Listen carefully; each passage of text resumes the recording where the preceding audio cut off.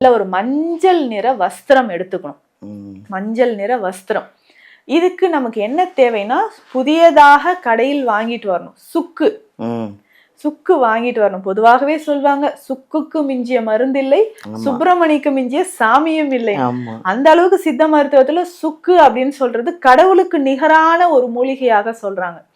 எல்லா நோய்களுக்கு தீர்க்கக்கூடிய மருந்துகளையும் சுக்கு முக்கியமாக சித்த மருத்துவத்துல இருக்கு. அப்ப சுக்கு நம்ம வாங்கிட்டு வந்து நம்ம என்ன பண்ண போறோம்னா, சந்தனம் குங்குமம் வைத்து நம்ம கைகள்ல வச்சு நெஞ்சுக்கு மேல வச்சு முருகப்பெருமான் கிட்ட நின்னு என்ன உங்களுக்கு மனக்கவலையோ அதை நம்ம சொல்லி அந்த துணி மேல வச்சோம்.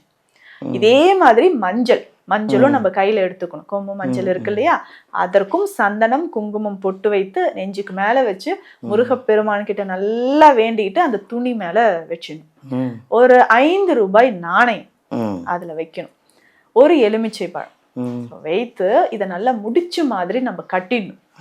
கட்டிட்டு முருகர்கிட்ட வச்சு நல்லா பிரார்த்தனை செய்யணும். ஸோ எல்லா மனக்கவலையும் வீட்டுல வேற என்ன பிரச்சனை இருக்கோ, வைகாசி விசாகத்தன்று இது சிறப்பு. நிறைய பேருக்கு இது தெரியாது, கண்டிப்பா செய்யுங்க.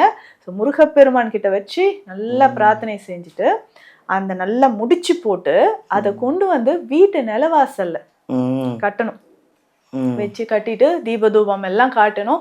தினம்தோறும் அதுக்கு தீபதூபம் காட்டுறது நல்லது. இல்ல செவ்வாய் வெள்ளிக்கிழமை செய்யலாம். 48 நாள் கழித்து திரும்பவும் அதை மாற்றணும்.